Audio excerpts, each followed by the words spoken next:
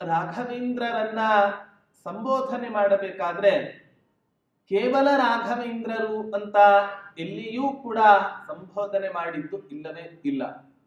ಆ ರಾಯರ ಪರಿಚಯವನ್ನ ಮಾಡಬೇಕಾದ್ರೆ, ರಾಯರ ಹೆಸರನ್ನ ಹೇಳಬೇಕಾದ್ರೆ ಹಿಂದೆ ಯಾವುದಾದರೂ ಕೂಡ ಒಂದು ಅಪೂರ್ವವಾದ ಒಂದು ವಿಶೇಷಣವನ್ನ ಕೊಟ್ಟೇ ನಮಗೆ ರಾಯರನ್ನು ಆ ಶ್ಲೋಕದಲ್ಲಿ ತಿಳಿಸಿಕೊಡ್ತಾ ಇದ್ದಾರೆ. ರಾಘವೇಂದ್ರ ತೀರ್ಥರು ಪರಮಾತ್ಮನ ಪಾದ ಕಮಲಗಳಲ್ಲಿ ದುಂಬಿಯಂತೆ ಸದಾ ಆಸಕ್ತರಾಗಿದ್ರಂತೆ ಈ ರಾಯರು.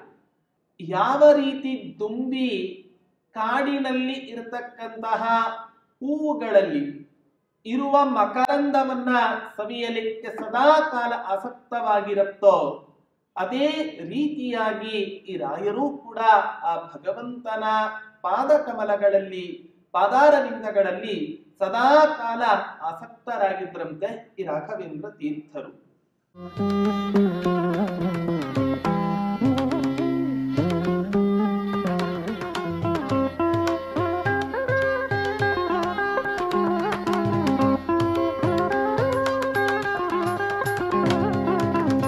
ಪೂಜ್ಯಾಯ ರಾಘವೇಂದ್ರಾಯ ಸತ್ಯಧರ್ಮರತಾಯ ಚ ಭಜತಾಂ ಕಲ್ಪವೃಕ್ಷಾಯ ನಮತಾಂ ಕಾಮಧೇನವೇ ದುರ್ವಾದಿಧ್ವಾಂತರವಯೇ ವೈಷ್ಣವೇಂದೀವರೇಂದವೇ ಶ್ರೀ ರಾಘವೇಂದ್ರ ಗುರವೇ ನಮೋ ಅತ್ಯಂತ ದಯಾಲವೇ.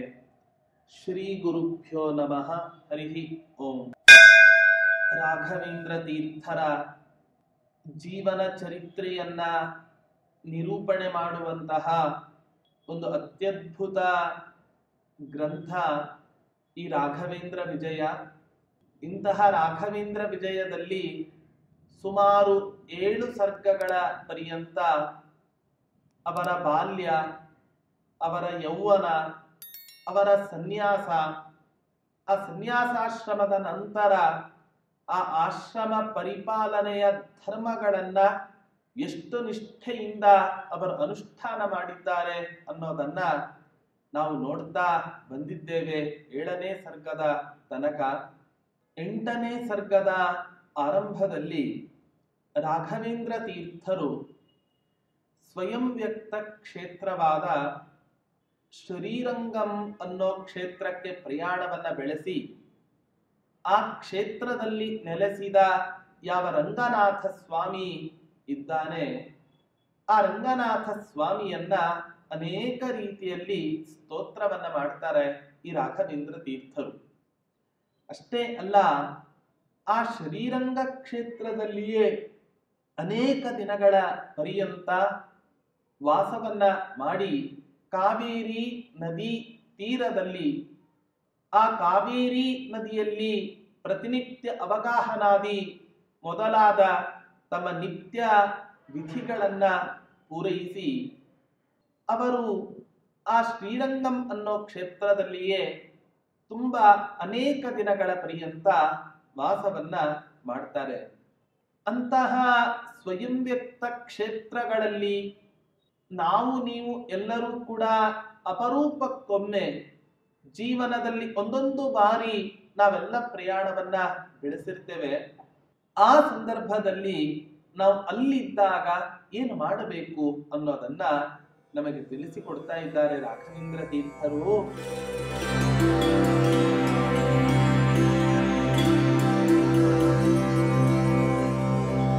ಶ್ರೀಶಪಾದ ಸರಸೀರುಹ ಭೃಂಗೋ ಮಧ್ವಮೌನಿ ಮತ ಸಿಂಧು ಮೃಗಾಂಕಃ ಮಾನ ಪದ್ಧತಿ ಮುಖಂ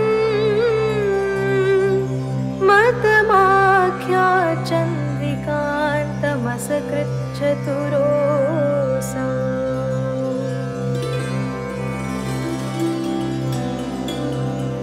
ಲಕ್ಷ್ಮೀನಾರಾಯಣಾಚಾರ್ಯರು ಪ್ರತಿಯೊಂದು ಸರ್ಗದಲ್ಲಿಯೂ ಕೂಡ ರಾಘವೇಂದ್ರರನ್ನ ಸಂಬೋಧನೆ ಮಾಡಬೇಕಾದ್ರೆ ಕೇವಲ ರಾಘವೇಂದ್ರರು ಅಂತ ಎಲ್ಲಿಯೂ ಕೂಡ ಸಂಬೋಧನೆ ಮಾಡಿದ್ದು ಇಲ್ಲವೇ ಇಲ್ಲ. ಆ ರಾಯರ ಪರಿಚಯವನ್ನ ಮಾಡಬೇಕಾದ್ರೆ, ರಾಯರ ಹೆಸರನ್ನ ಹೇಳಬೇಕಾದ್ರೆ ಹಿಂದೆ ಯಾವುದಾದರೂ ಕೂಡ ಒಂದು ಅಪೂರ್ವವಾದ ಒಂದು ವಿಶೇಷಣವನ್ನ ಕೊಟ್ಟೇ ನಮಗೆ ರಾಯರನ್ನು ಆ ಶ್ಲೋಕದಲ್ಲಿ ತಿಳಿಸಿಕೊಡ್ತಾ ಇದ್ದಾರೆ. ಹೇಗಿದ್ದಾರೆ ರಾಯರು? ಶ್ರೀಶಪಾದ ಸರಸೀರುಹ ಭೃಂಗೋ ಮಧ್ವಮೌನಿ ಮತ ಸಿಂಧು ಮೃಗಾಂಕಃ. ರಾಘವೇಂದ್ರ ತೀರ್ಥರು ಪರಮಾತ್ಮನ ಪಾದ ಕಮಲಗಳಲ್ಲಿ ದುಂಬಿಯಂತೆ ಸದಾ ಆಸಕ್ತರಾಗಿದ್ರಂತೆ ಈ ರಾಯರು. ಯಾವ ರೀತಿ ದುಂಬಿ ಕಾಡಿನಲ್ಲಿ ಇರತಕ್ಕಂತಹ ಹೂವುಗಳಲ್ಲಿ ಇರುವ ಮಕರಂದವನ್ನ ಸವಿಯಲಿಕ್ಕೆ ಸದಾ ಕಾಲ ಆಸಕ್ತವಾಗಿರುತ್ತೋ, ಅದೇ ರೀತಿಯಾಗಿ ಈ ರಾಯರು ಕೂಡ ಆ ಭಗವಂತನ ಪಾದ ಕಮಲಗಳಲ್ಲಿ, ಪಾದಾರವಿಂದಗಳಲ್ಲಿ ಸದಾ ಕಾಲ ಆಸಕ್ತರಾಗಿದ್ರಂತೆ ಈ ರಾಘವೇಂದ್ರ ತೀರ್ಥರು. ಚಂದ್ರ ಏನ್ ಮಾಡ್ತಾನೆ? ಉದಯಿಸಿ ಸಾಯಂಕಾಲ ಸೂರ್ಯ ಅಸ್ತಂಗತನಾದ ಮೇಲೆ ಇಡೀ ಪ್ರಪಂಚದಲ್ಲಿ ಆ ಚಂದ್ರೋದಯವನ್ನ ಕಂಡು ತನ್ನ ಬೆಳದಿಂಗಳಿನಿಂದ ಇಡೀ ಜಗತ್ತಿಗೆ ತಂಪನ್ನ ಹರಿಸ್ತಾನಂತೆ ಆ ಚಂದ್ರ. ಅಷ್ಟೇ ಅಲ್ಲದೆ ಸಮುದ್ರದಲ್ಲಿ ಹುಣ್ಣಿಮೆ ಮೊದಲಾದ ಹತ್ತಿರದ ದಿನಗಳು ಬಂತು ಅಂತ ಹೇಳಿದರೆ ಸಮುದ್ರದಲ್ಲಿ ಇರತಕ್ಕಂತಹ ನೀರಿನ ಹರಿವು, ಉಕ್ಕೇರುವಿಕೆ ಇನ್ನಷ್ಟು ಹೆಚ್ಚಾಗತ್ತೆ ಆ ಚಂದ್ರನ ಉದಯದಿಂದ.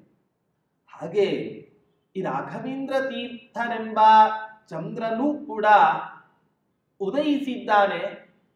ಈ ಉದಯಿಸಿರೋದ್ರಿಂದ ಏನಾಗಿದೆ?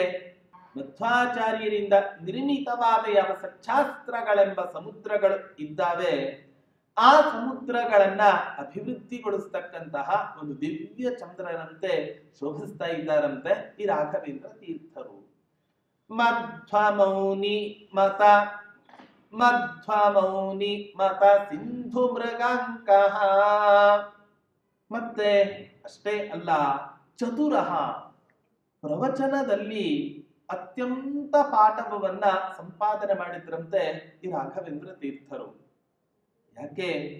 ವಕ್ತಾ ದಶಸಹಸ್ರೇಷು, 10,000 ಜನರಲ್ಲಿ ಒಬ್ಬ ಉತ್ತಮ ವಾಗ್ಮಿ, ಉತ್ತಮ ವಾಕ್ಪಟು ನಮಗೆ ಸಿಗ್ತಾನೆ ಅಂತ ಒಬ್ಬ ಸುಭಾಷಿತಕಾರನ ಮಾತಿನಂತೆ ರಾಘವೇಂದ್ರ ತೀರ್ಥರಲ್ಲಿ ಕೇವಲ ತಾವು ಶಾಸ್ತ್ರಾಧ್ಯಯನವನ್ನ ಮಾಡಿದ್ದು ಅಷ್ಟೇ ಅಲ್ಲದೆ ಯಾವ ಶಾಸ್ತ್ರಗಳನ್ನ ಅಧ್ಯಯನ ಮಾಡಿದ್ದಾರೋ ಆ ಶಾಸ್ತ್ರಗಳನ್ನ ಸಮಾಜಕ್ಕೆ ಹೇಗೆ ತಲುಪಿಸಬೇಕು ಅನ್ನುವಂತಹ ರಹಸ್ಯ ವಿದ್ಯೆಯನ್ನ ಬಲ್ಲಂಥವರಾಗಿದ್ರು ಆ ರಾಘವೇಂದ್ರ ತೀರ್ಥರು. ಹೀಗಾಗಿ ಇಂತಹ ಜ್ಞಾನಿಗಳಾಗಿರ್ತಕ್ಕಂತಹ ಯಾವ ಈ ರಾಘವೇಂದ್ರ ತೀರ್ಥರು, ಅವರು ಆ ಶ್ರೀರಂಗ ಕ್ಷೇತ್ರದಲ್ಲಿ ರಂಗನಾಥನ ಸನ್ನಿಧಾನದಲ್ಲಿ ಇದ್ದವರಾಗಿ ಅನೇಕ ದಿನಗಳ ಪರ್ಯಂತ ವಾಸ ಮಾಡತಕ್ಕಂಥವರಾಗಿ ಏನ್ ಮಾಡ್ತಾರೆ? ಮಾನ ಪದ್ಧತಿ ಮುಖಂ ಮತಮಾಖ್ಯ ಚಂದ್ರಿಕಾಂತಂ ಅಸಕೃತ್ ಚತುರೋಸೌ. ರಾಘವೇಂದ್ರ ತೀರ್ಥರು ಪ್ರಮಾಣ ಪದ್ಧತಿಯೇ ಮೊದಲಾದ ಗ್ರಂಥಗಳಿಂದ ಆರಂಭಿಸಿಕೊಂಡು ಚಂದ್ರಿಕಾದಿ ಶ್ರೀಮದ್ ವ್ಯಾಸತೀರ್ಥರಿಂದ ರಚಿತವಾದಂತಹ ಯಾವ ತಾತ್ಪರ್ಯ ಚಂದ್ರಿಕಾ ಮೊದಲಾದಂತಹ ಉದ್ಗ್ರಂಥಗಳು ಇದ್ದಾವೋ ಆ ಎಲ್ಲ ಉದ್ಗ್ರಂಥಗಳನ್ನೂ ಕೂಡ ಆ ರಾಘವೇಂದ್ರ ತೀರ್ಥರು ಅಸಕೃತಾಖ್ಯ ಅನೇಕ ಬಾರಿ ಆ ರಂಗನಾಥನ ಸನ್ನಿಧಾನದಲ್ಲಿ ಪ್ರವಚನವನ್ನ ಮಾಡಿ ಆ ಗ್ರಂಥಗಳ ವ್ಯಾಖ್ಯಾನವನ್ನ ಮಾಡಿದರು. ಪ್ರಮಾಣ ಪದ್ಧತಿ ಶ್ರೀಮಠ್ ಟೀಕಾಕೃತ್ಪಾದರ ಅನೇಕ ಗ್ರಂಥಗಳಲ್ಲಿ ಪ್ರಾಯ ಮಧ್ವಾಚಾರ್ಯರು ಎಷ್ಟು ಗ್ರಂಥಗಳನ್ನ ಬರೆದಿದ್ದಾರೋ ಪ್ರಕರಣ ಗ್ರಂಥಗಳು, ಆ ಎಲ್ಲ ಗ್ರಂಥಗಳಿಗೂ ಕೂಡ ತಮ್ಮ ಟೀಕೆಯ ಮೂಲಕ ವ್ಯಾಖ್ಯಾನವನ್ನ ಬರೆಯೋದರ ಮೂಲಕ ಇಡೀ ಪ್ರಪಂಚದಲ್ಲಿ ಇವತ್ತಿನ ದಿನ ಟೀಕಾಚಾರ್ಯ ಅನ್ನೋ ಹೆಸರಿನಿಂದ ಬಿರುದಾಂಕಿತರಾದಂಥವರು ಶ್ರೀಮಠ್ ಜಯತೀರ್ಥರು. ಅಂತಹ ಟೀಕಾಕೃತ್ಪಾದರು ರಚನೆ ಮಾಡಿದ ಅನೇಕ ಗ್ರಂಥಗಳಲ್ಲಿ ಸ್ವತಂತ್ರ ಗ್ರಂಥಗಳು ಒಂದು ವಾದಾವಲಿ ಹಾಗೆ ಇನ್ನೊಂದು ಪ್ರಮಾಣ ಪದ್ಧತಿ ಅನ್ನುವಂತಹ ಗ್ರಂಥಗಳು. ಈ ಪ್ರಮಾಣ ಪದ್ಧತಿ ಅನ್ನುವ ಗ್ರಂಥ ಇಡೀ ದ್ವೈತ ಸಿದ್ಧಾಂತದಲ್ಲಿ ಎಷ್ಟು ಪ್ರಮಾಣಗಳನ್ನ ಅಂಗೀಕಾರ ಮಾಡ್ತಾರೆ. ವಸ್ತುತಃ ಮಧ್ವಾಚಾರ್ಯರು ಪ್ರಮಾಣಗಳಿಗೆ ಸಂಬಂಧಪಟ್ಟಂತಹ ಒಂದು ಪ್ರತ್ಯೇಕ ಗ್ರಂಥವನ್ನ ರಚನೆ ಮಾಡಿದ್ದಾರೆ. ಆ ಗ್ರಂಥದ ಹೆಸರು ಪ್ರಮಾಣ ಲಕ್ಷಣ ಅಂತ ಹೆಸರು. ಆ ಪ್ರಮಾಣ ಲಕ್ಷಣ ಅನ್ನೋ ಗ್ರಂಥವನ್ನ ರಚನೆ ಮಾಡಿದರೂ ಕೂಡ ಯಾರು ಅಲ್ಪಜ್ಞರಾಗಿದ್ದಾರೋ, ಯಾರಿಗೆ ಬುದ್ಧಿಶಕ್ತಿ ಕಮ್ಮಿ ಇದೆನೋ ಅಂಥವರಿಗೂ ಕೂಡ ಆ ಪ್ರಮಾಣದ ಸ್ವರೂಪಗಳನ್ನ ತಿಳಿಸಿಕೊಡಬೇಕು ಅನ್ನುವಂತಹ ಒಂದು ಸದುದ್ದೇಶದಿಂದ ರಚನೆ ಮಾಡಿದಂತಹ ಏಕೈಕ ಗ್ರಂಥ ಅಂತಿದ್ದರೆ ಅದು ಪ್ರಮಾಣ ಪದ್ಧತಿ. ಹೆಸರೇ ಹೇಳುವಂತೆ ಪ್ರಮಾಣಾನಾಂ ಪದ್ಧತಿರಿವ ಪದ್ಧತಿ. ಪ್ರಮಾಣಗಳ ಪದ್ಧತಿ ಅಂದ್ರೆ ದಾರಿ, ನಿಜವಾದ ದಾರಿ ಯಾವುದು ಅನ್ನೋದನ್ನ ನಮಗೆ ಟೀಕಾಕೃತ್ಪಾದರು ಈ ಗ್ರಂಥಗಳಲ್ಲಿ ಅತ್ಯದ್ಭುತವಾಗಿ ನಮಗೆ ತೋರಿಸಿಕೊಟ್ಟಿದ್ದಾರೆ. ಅನೇಕ ದಾರ್ಶನಿಕರು ತಮ್ಮ ಸಿದ್ಧಾಂತವನ್ನ ಪ್ರಚಾರ ಮಾಡುವ ಒಂದು ರಭಸದಲ್ಲಿ ಯಾವುದಕ್ಕೆ ಪ್ರಮಾಣವನ್ನು ಒಪ್ಪಬೇಕೋ ಅದಕ್ಕನ್ನ ಒಪ್ಪಲಿಲ್ಲ, ಯಾವುದನ್ನ ಪ್ರಮಾಣ ಅಂತ ಒಪ್ಪಬಾರದೋ ಅದನ್ನ ಪ್ರಮಾಣ ಅನ್ನುವಂತಹ ಒಂದು ಒತ್ತಾಸೆಗೆ ಜೋತು ಬಿದ್ದು ತಮ್ಮ ಸಿದ್ಧಾಂತವನ್ನು ಇವತ್ತಿನ ದಿನ ಪ್ರಚಾರ ಮಾಡಿದ್ದಾರೆ. ಕೆಲವರು 4 ಪ್ರಮಾಣ ಅಂತ ಹೇಳ್ತಾರೆ, ಇನ್ನು ಕೆಲವರು 5, ಇನ್ನು ಕೆಲವರು 6, ಇನ್ನು ಕೆಲವರು 1.